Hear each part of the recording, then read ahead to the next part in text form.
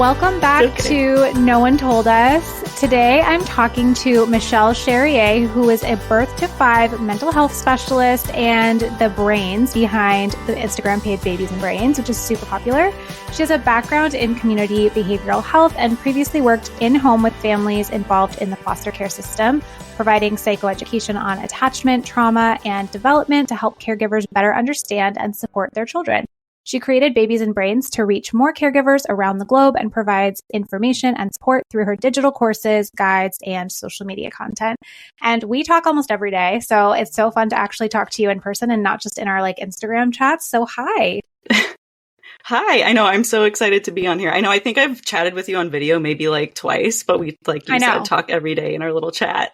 I know. It's so fun. So we're kind of in real life here. Maybe someday we'll actually get to, isn't it weird that you can be so close with people that you've never even met in real life? These internet friends that we have, it's very strange. I never would have thought it would have been me because I always was I was super into catfish and I was I could just never be friends or have a relationship with a random. I get it now. I understand how those people fall down those relationship rabbit holes. Exactly. So you started your page actually kind of around the same time as me, right? Very beginning pandemic times, right? Yeah, it was July 2020. So I think a few months after you did. So prime pandemic time.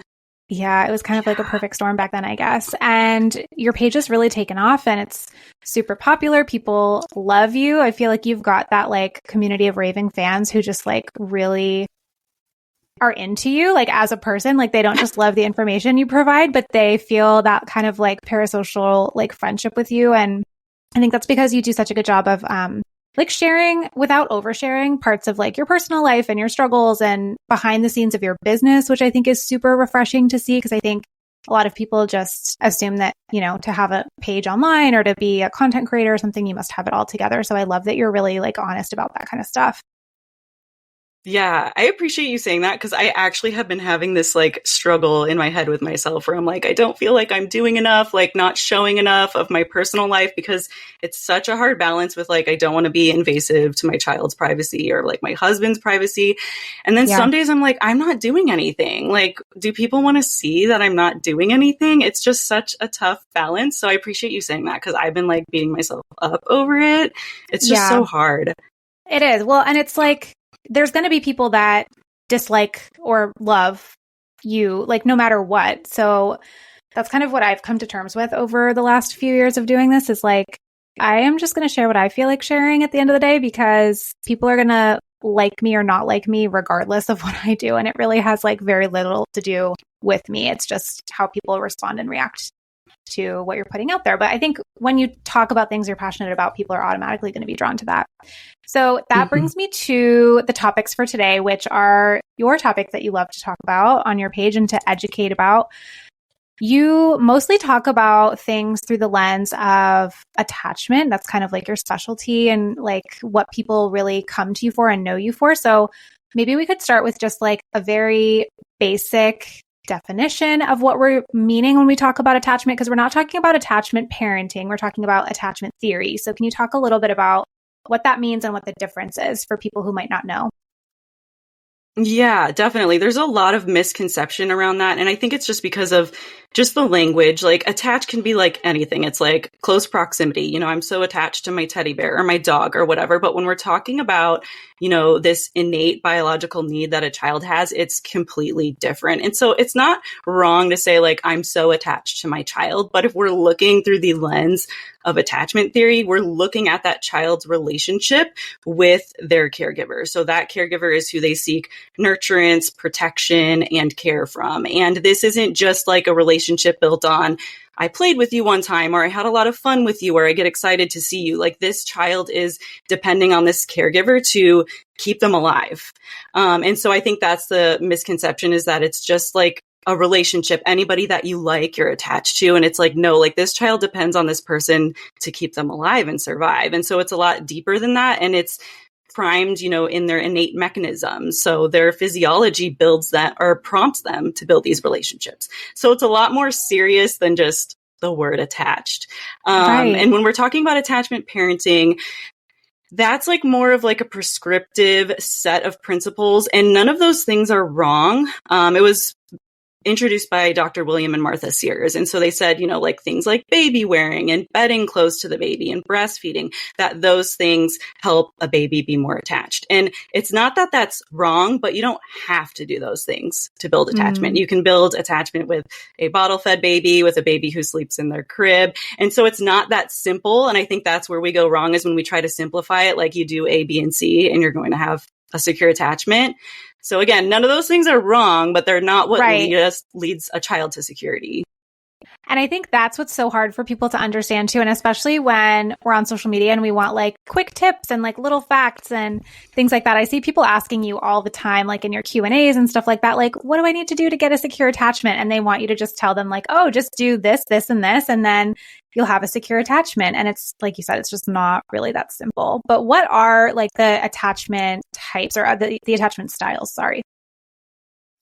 Yeah. So broadly, there's, secure, and then there's insecure. And there's no such thing as a child being unattached, really, because a child can't survive without a caregiver. So if there's not an attachment figure present, then that child's, not going to thrive and be alive. So really, there's always going to be a figure, but the attachment quality is not always going to be great. Excuse me. It's not just I'm attached, so it's secure. So insecure attachment occurs when, there's inconsistencies in that relationship, where that child isn't quite sure of what to expect from that parent. They can't fully depend on that parent, or if that parent is a source of fear and harm. And so we have those resistant, anxious attachments, the ambivalent ones, and then disorganized, which is the type where, children are really in a relationship where they're experiencing abuse from parents. And so attachment really differs based on the interactions. The attachment quality, differs based on those interactions in the relationship. Okay. And so some of those more, avoidant or insecure attachments are probably what you saw in your line of work before you were doing this. And so what was it that actually made you want to go into that line of work? And then what made you want to leave? Yeah, it's so funny because I initially went to school to be a dentist, like so different from what I do now. Did I know that? Yes, I was in a pre-med program. It makes sense. Thank you. Yeah, I was in pre-med for 2 years before I changed courses. And honestly, part of it was like, I cannot do this like organic chemistry crap. Like it was so hard. I was like, maybe this isn't for me. But I just switched to psychology. And then I actually got a job. My first job in behavioral health was behavior coaching. I don't know if you're familiar with that, but it's very like ABA, planned ignoring, that type of thing. Unfortunately, very familiar with that from my work in special ed. And like, I'm horrified by the things that we used to do and recommend and refer out to, different agencies like that. I mean, some are not bad, but that's like a whole nother story. But I'm the ignoring. Yeah, that could be a whole nother topic. But and I mean, I recommended some terrible things. And the thing that really kills me when I think back to it is those kids were all from the foster care system. Most of them were. And I was teaching parents to like do planned ignoring. So when I'm like here teaching this stuff now, like I'm not judging people who've done those things or who've, promoted those things, but I just see through a different lens now. And in that work that I was doing, I always worked with the really young kids. And so that's when I decided to go to school for my graduate degree, which was in infant family practice. And that's where I really honed in on like maternal mental health, infant mental health, and the parent-child relationship. And then that's where I kind of like had my world like turn a little bit. And I used to argue with my teachers a little bit like about ABA. I was like, no, it's good and it works and it's evidence-based. And now like here I am today, and I'm like, that's really so funny. If they could see you now. Right? Yeah, well, they do. I still keep in touch with them. They're amazing. Oh, that's awesome. It's a husband and a wife. It was like a small cohort little program. So yeah, that's really what got me into doing what I'm doing now. And I've been in I was in community behavioral health for almost a decade before I started Babies and Brains. So that's really like the bulk of my experience. Like this is still relatively new, doing it this way. And you started the page even before you became a mom. And I remember people would like, when you would get trolls or something, they would kind of like hate on you for that. Like, oh, just wait till you're a parent, like just wait till you have a baby. So what are some things that have changed since you've had a baby in terms of like the advice you give, or has nothing really changed and like you still believe in what you believe? Yeah, I would say so. Like my core principles and beliefs, those things have not changed. If anything, they're just like more solidified and whatnot. But I think just like, I mean, how can you explain just like the change of like becoming a parent and like just realizing how hard it is? It's like that's really what has changed for me. Like I never doubted that it was hard. Like I always had so much empathy for parents. And I mean, I worked with parents in their home. Like I was literally in homes, like during the dinner chaos when kids were coming home from school. Like I was involved in all of that. Like I was a part of the family. Like I'd be in some homes until 9 p.m. some days. Wow. So like I never doubted that it was difficult, but it's just so different once you start living it. And it's like, oh my gosh, like sometimes like I'm not following the things that I teach. I mean, to be real, like I'm having moments where I'm having a hard time, and yeah. Well, because your own kids, but I like that nobody part. else. Oh yeah, yeah, but I like that piece of it because then I could just be like, hey, like I really do get it now, and that piece was missing before. There's a difference between like having empathy and then also being like, I actually get it. I'm in the shoes that you are in, so totally that's what changed the most for me. Like your own kids just trigger you, like.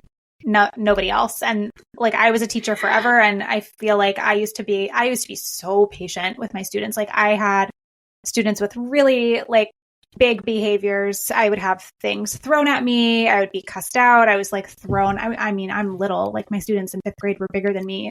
I was like thrown against walls, like choked out, like everything you could imagine. And I was able to just keep such composure. And now my kid like looks at me the wrong way and I'm like ready to lose my shit. So like, it's just, there's something about it being your own kids that makes it so different. Yeah. And I think it's just like the unrelenting nature of it. Like when you're working with children, you get to like clock out and like write your little notes and say goodbye and leave it at the door. But like, I mean, I sleep with my son and then I wake up and I'm like trying to run a business and he's screaming outside my door. It's just stimulation all the time. But I like to talk about that stuff because that's what everyone else is experiencing too. So I know I'm not alone in it, but I think other people are way more judgmental of themselves. Like with the information I share, they're like, well, I can't do that all the time. Like am I not supporting my child's attachment? I'm like, I don't do that all the time. Like you don't need to do it all the time. So no, nobody can be perfect 100% of the time. That's a crazy expectation to have of ourselves. So, I mean, I know you can't give like a prescription or you can't give us like XYZ will give you a secure attachment to your kid. But what are some like general things that do tend to support a healthy, secure attachment? So when we're talking from the child's perspective and what they need developmentally, attachment theory looks at this balance between exploration seeking and proximity seeking. So when your child goes out to explore their world, and that doesn't mean that they're completely separate from you. It just means that their focus is shifted to a toy or something in the environment. That is where they are learning and growing. It's important for them, for their development, to be able to do that, to interact with the world around them and have safe interactions with the world around them. And so that is one key component, is our ability to support that exploration. So we have to obviously keep the environment safe and set boundaries that are appropriate, but also give them space to do their thing. Like we're not being intrusive and interrupting the process unless there's a safety issue. And so we want to have some balance with that.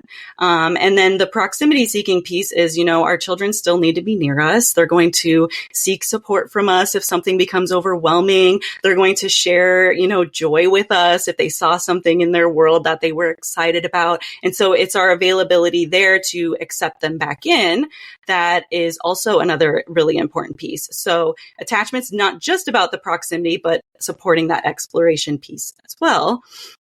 And then we want to see a caregiver who is able to tend to those emotional experiences with, attunement. So that means meeting your child where they're at. We're not distracting them out of their emotional experiences all the time. We're really meeting them in an understanding and non-judgmental way. But not letting emotions run the show all the time. So we have that balance with boundaries. Like, I know you're really upset about this and I can't let you do that. And so I think a lot of parents have this like fluffy kind of bunnies and rainbows mindset with attachment, but boundaries are super important when it comes to attachment because it helps our children feel safe. So those are three of the main components. And then, of course, we want a caregiver who's regulated, who's able to understand their own internal experiences, work through those, seek out supports when necessary, and understand when they have to repair with their children. Yeah. Can you talk a little bit about repair and what that looks like and when that's important and why that's important? Because repair is so huge. That's probably been my biggest aha moment since becoming a parent. And when I went through the Circle of Security Parenting certification course, it was one of my main takeaways and something that my husband and I do almost daily with our kids is repair. So can you talk a little bit more about that? Yeah, of course. I love talking about repair. And I think there's just so many misconceptions around everything to do with attachment. But with repair, parents are often thinking this big explosion has to happen. And then we have to beg for forgiveness. And it's this whole thing. But like you kind of said, every day there are going to be little moments where something we didn't align with how we want to parent. It didn't align with our child's needs in that moment. And that could be anything as simple as our child is crying and we have to step away for a second. Maybe it's not a huge explosion. Maybe we take a deep breath, but we reconnect. And so repair isn't about having those perfect scripts. It's more about reestablishing that connection. And again, that attunement piece. So having that harmony with our child and their internal world and their emotional experiences. And so repair can happen for those big explosive moments where we lose our shit and we yell, but it can also happen when maybe we're just really busy with something and we know that our child needed us and we just couldn't step away in that moment.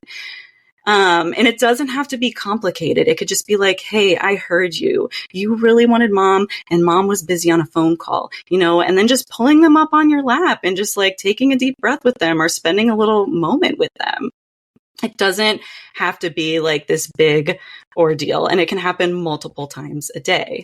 So one thing I want to bring up though, because you gave me such a great, when you talked about repairing with Otto about sleep training, that was, I loved that so much. And I've actually shared that example when people have individually asked me, because people always ask, can I repair something that happened years ago? And I just wanted to say that I love that. And it was really helpful.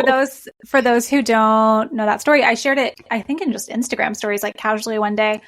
So I sleep trained using a pretty aggressive Ferber method several times for several weeks at a time when Otto was a baby. We don't have to go deep into sleep training because it's not all about that right now, but I do regret it. It did really hurt our relationship, in my opinion, and it didn't work. So it was kind of all for nothing and felt like a huge waste. And he was really, really disturbed by it as a baby and seemed to, have a really, really tough time with it. But I kind of told him about it one day. He was 5, maybe. This was maybe a year ago or so. He was about 5, and we were kind of talking about, I think we were talking about my job, and he was just kind of asking questions about what I do. And I kind of explained to him what sleep training is, or what I did with him when he was a baby. And as I was talking about it, I could see his face, and he was just kind of this, it was this inquisitive face, what? Why would you do that to me? And I was I really thought I was doing the best thing. And, your doctor told me that it was okay to do, and other people told me it was okay to do. And I really shouldn't have listened to them. And I shouldn't have done that. And I'm really sorry. And I really do regret doing that when you were a baby. And I wish that I had done it differently.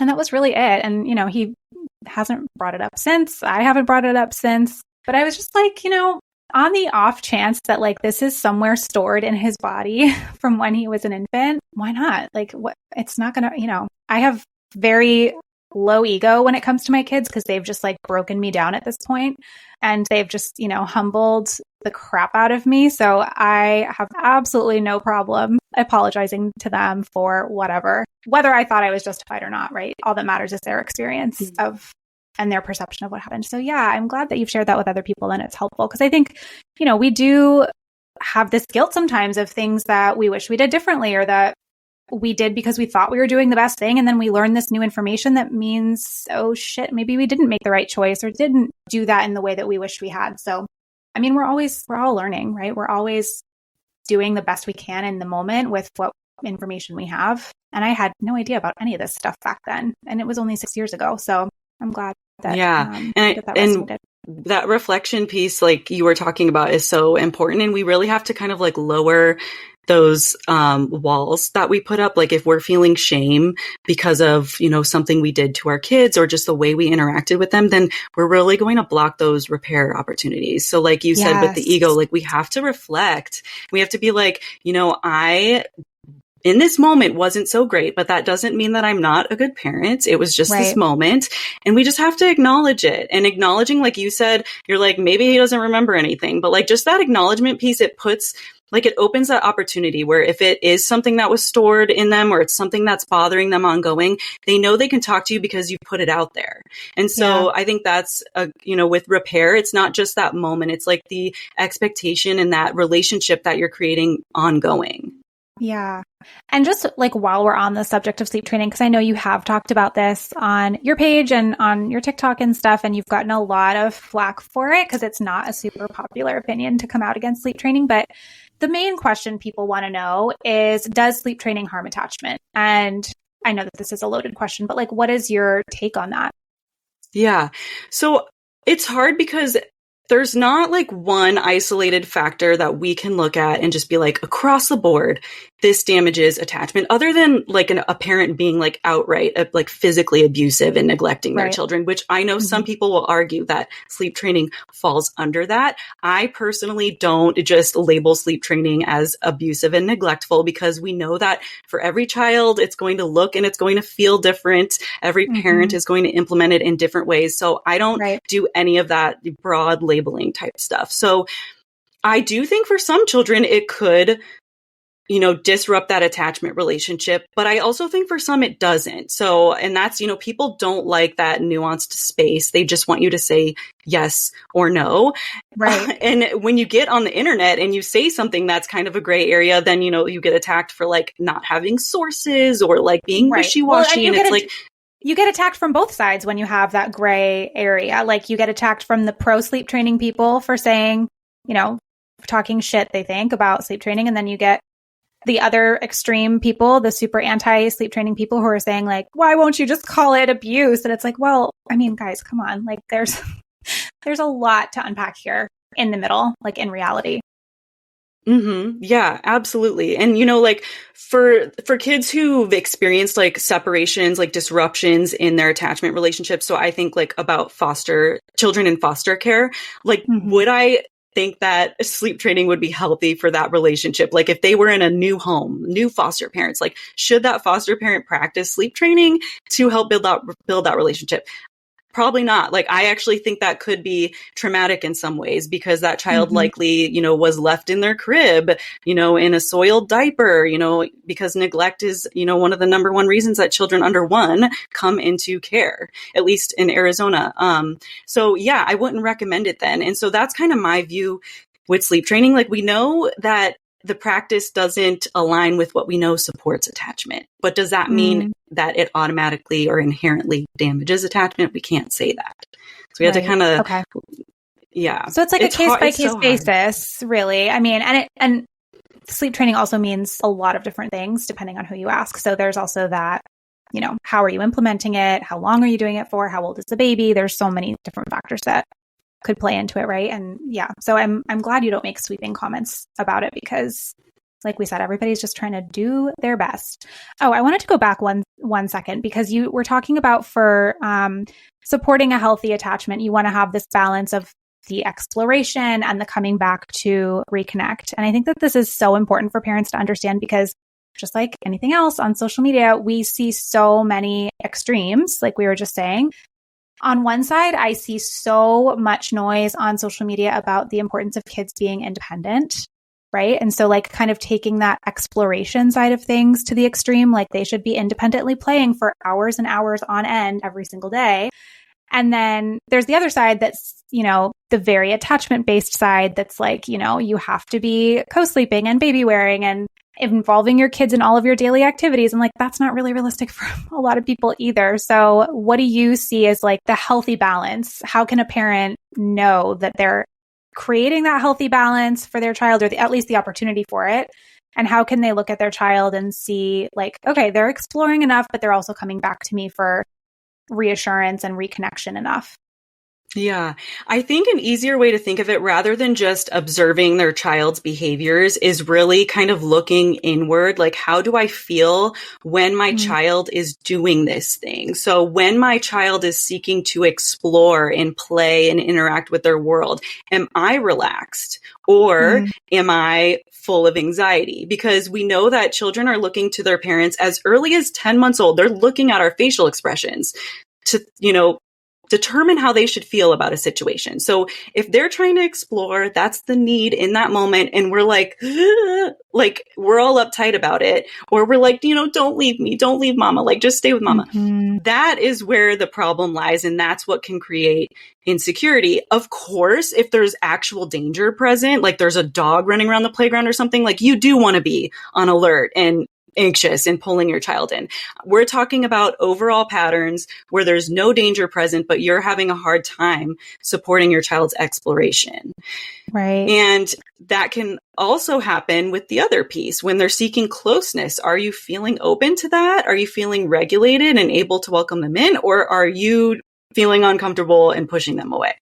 Yeah. Okay. That's a really good way to think about it too. And I think when I do question boxes and stuff, I always get questions about this. And a lot of parents, I think, feel like we're supposed to be entertaining our kids all the time, or like, I don't know, putting on a show for them. Cause I'll get questions like, how do you entertain your kids? Cause I know you don't use a lot of screen time. And it's like, I don't entertain them. Like, they go play. And sometimes people will push back and be like, yeah, but I feel so guilty when they're just playing by themselves or playing with their toy or just like hanging around in the house and I'm not interacting with them.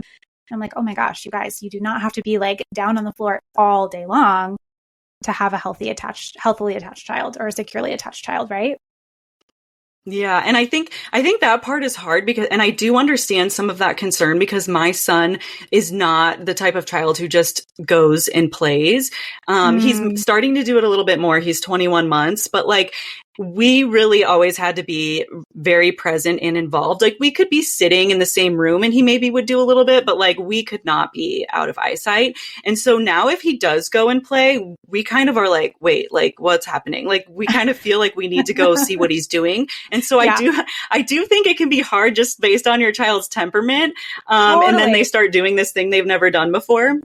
Yeah. Yeah. But sure. Do I feel like I need to entertain? I wouldn't say I don't feel like I need to entertain. It's more like I need to be available, which I think there's a difference there. Like, I don't feel like I have to have like a clown suit on, but like, I do need to be available if he's looking for me, kind of thing. Yes. Okay. The independence thing will probably come with time because I think your son is a little bit similar in temperament, I think, to my oldest. And he really didn't independent play until he was like 4.5. And we used to just be like, oh my God, why do we have to be playing with him all the time? Or like, why do we have to be right next to him all the time? And then now he's homesick today and he's been playing Legos and coloring for the last like 6 hours and we barely had to do anything. So it's very nice. It comes. Oh my gosh. So like only 4 more years. Yeah. So only 4 more years. Just hang in there, mama. Okay. I got this. You're so strong. Okay. Back to controversial topics. Another thing that you talk a lot about and that you talk about, I think, really well, but that people do have very strong reactions to is childcare and utilizing things like daycare. What would you say to a family that is trying to decide whether or not they want to use some form of daycare, a nanny, do a stay-at-home situation with one of the parents or another caregiver? I mean, is there like an ideal situation from the kid's perspective, or does it really just kind of depend on the care that's available? I mean, my answer, I feel like, is partially going to get me in trouble, but also, so I'm like, oh, how do I answer this? So for a child, ideally, we would just keep them where it's most familiar. Yeah. That creates the least amount of, transition and possible stress, having to deal with the change. But children can adjust to change. So change isn't going to just always be a bad thing. It's not inherently bad. But obviously that would be the easiest because it's just like they're home with us. Like, we don't have to really change much. So, and it's hard because as far as childcare, like that would be like a nanny in your house, right? Like they would be in their familiar environment, but like that is not accessible to everybody. Like I couldn't even have a nanny right now. So like, I don't like to just talk about it in that way, because we really have to think about the family's overall needs, like not just the child, but like, why is this family seeking childcare? Like, do they need to work from home and they have a really loud, like my child is a screamer. Like, do they need them to just be out of the house for a few hours? And so they go to a childcare center. You know, we have to think about the family as a whole. We can't just think like, okay, the child just has to be kept home, because that's not ideal and that doesn't work for every family. Yeah, exactly. And if the parents are super stressed out and taking it out on the kid because they're home and they're just being a kid and making noise, like that's not going to be great for their relationship either. So it really just totally depends. So what would you say are some things that would be like green flags for a childcare center? So parents are looking for a nanny or looking for a childcare center or like a little in-home daycare or something like that. What would you say are the best things that, or the most important things that they should be looking for? Facilitating healthy attachment and, you know, easing separation anxiety and things like that. Yeah. For a center versus like a private provider, that's going to be a little bit different as far as what you're looking for and as far as like the flexibility that you have, because a center is going to just operate how they operate. And so versus a nanny where like they're really working individually for you. But in a center, I do want to see them open to supporting a child's settling in process. So not like, okay, you just drop them off and run. And I hear a lot of parents say that like, well, my daycare provider told me that it's better for me not to stick around if they're screaming and to just leave. And I hate that, because I think there's some more nuance there. Yeah.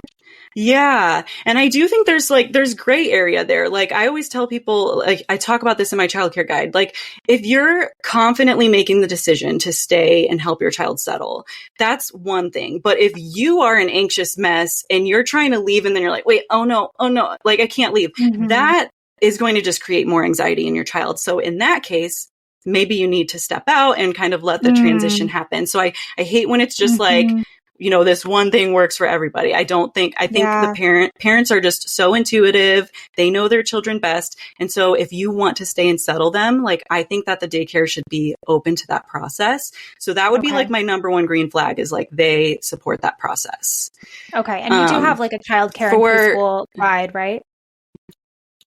Yeah. I keep adding to it every year. It's like 100 pages now. So there's like a bunch of insight in there. And I talk about how to choose, you know, the best childcare center or the best nanny or even family member care. Like what are some pros and cons to that as well? Because every option is going to have pros and cons. And it's not that one thing is bad and one thing is the best. It's really just going to depend on each individual family. Yeah. For nannies, for private providers, I really encourage parents to do like an observation and meet with them a couple of times first. Like have a meeting with them first by yourself and just feel out the vibe. Because if you don't feel good about them in that first meeting, like don't even go further. Like don't waste your time there, because if you don't vibe with them, like your child's not going to, because your child's looking to you to get that signal about how they should feel about this person. So that's like number one. How do you feel in the presence of this person? And what kind of relationship are you guys going to build together? That is my number one, like not the degrees of the nanny or the certifications or the experience. Like, what's that relationship like? Do you feel good about this person? That's like number one. Yeah.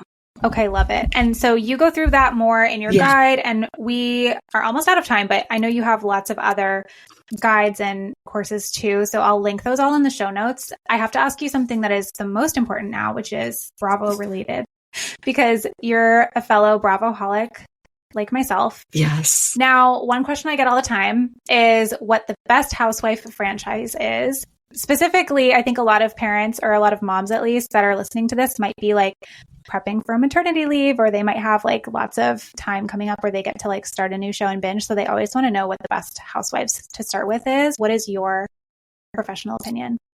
Yeah, I always tell people New Jersey, because I love how it's just like the family relations that I think bring a new level of drama to it. Like they are family and like they don't get to escape each other. Whereas like other franchises, like they're friends that rotate out. And sometimes it's kind of like manufactured. It's like, we're sending you on vacation together. Like this is like real family stuff. So that's who I recommend. And they stay consistent, like with their drama and like how exciting they are. So I think that's the best one to start with. I know everyone's opinion is different there. Well, I was going to say, I don't know if I've ever heard somebody give that opinion as like that is their top, but those classic OG New Jersey episodes with Teresa like paying for $100,000 furniture in cash, and like there's just nothing better. So I actually would sign off on that. New Jersey, New York, and Beverly Hills to me are like those early seasons are just classic Housewives, and then I also really love Potomac now. Yeah, but I love I'm not Potomac. totally caught up. I don't think I watched last season. I feel like such an imposter with Bravo. I don't think I'm even up to date on like the last season that came out last year on Potomac. Well, it's so hard because there's so many. I mean, now that you're a parent too, like I'm lucky if I watch 20 minutes of TV a day at this point. So it's just hard to keep up with all of them. Like I don't have the kind of time like I used to for a different franchise every night. Okay, last question, Bravo related. Fuck, marry, kill. Tom edition. Tom Sandoval, Luann's Tom. I don't even know his last name. And Tom Girardi. Oh, this is like so hard. I wish like it was like that's the point. Tom. Oh my God. Wait, Tom, Luann's Tom is the one I'm least familiar with, I think I would say. He's the guy that used to like make out with everybody at the Regency. Oh, yeah. Okay, I think he was Sonia's guy, but then, that whole thing. Yeah, okay. I think I would, if I marry Tom Girardi, am I like in legal trouble? Maybe Erica was on the hook, but she was let off. She ended up being fine, but she did lose a lot of money. It's a tough one. Dang. I feel like this is so hard. Why would you do this to me? I think I would, I guess I would just have to F Sandoval because I just don't want to do it with an old man. I mean, he was a model. It could be worse. Yeah. So that would be just very like superficial. And then I would probably kill Luann's Tom and marry Tom Girardi and just like maybe live my like rich life for a while and then suffer the consequences. Okay, that's a solid choice. All right, my last question, which is something that I try to ask everybody that's a parent that comes on the podcast. What is something that no one told you before you became a parent? Like, what is something that you wish somebody had pulled you aside and just done like, hey, this is a thing. This is going to happen. Just get ready. Yeah. I wish that like someone told me that like I would not be sitting, like I would not be sitting to eat. I would not be like during the day, my ass would not like hit a surface. Oh my God, and the reason being is because I would have enjoyed it so much more and like soaked it in, like in my pregnancy and before, like I took it for granted, like just being able to rest. And there was like a 10-month period of time where my son wouldn't even let me sit on the couch. Like I would just have to sit on the floor with him. So I know that's like really simple, but like that would be mine. Like just enjoy Sitting it. Sitting on the couch is such a luxury. It's true. It's true. Just the things no one tells you and that you could never be prepared for. Michelle, thank you so much for joining me on the pod. This was so fun. We barely scratched the surface of any of these topics. So if you are interested in learning more about this kind of stuff and just learning more about Michelle, because she is so wonderful and shares so much helpful stuff and the realness too. Like someone messaged me on Instagram today because they knew we were going to be recording and they were like, oh my gosh, this is such a great collab. I'm so excited. And they sent me 1 million French fry emojis. And I just love that that's what you're known for. That's my brand. That's your brand. It's so good. Find Michelle at Babies and Brains on Instagram. And she has a parenting through attachment course, a childcare and preschool guide, and a new sibling guide, which is also really, really great for anybody that is trying to make the transition to making their little one a big sister or big brother. Thank you so much for joining. I'll talk to you soon. Yeah, thank you for having me. It was fun.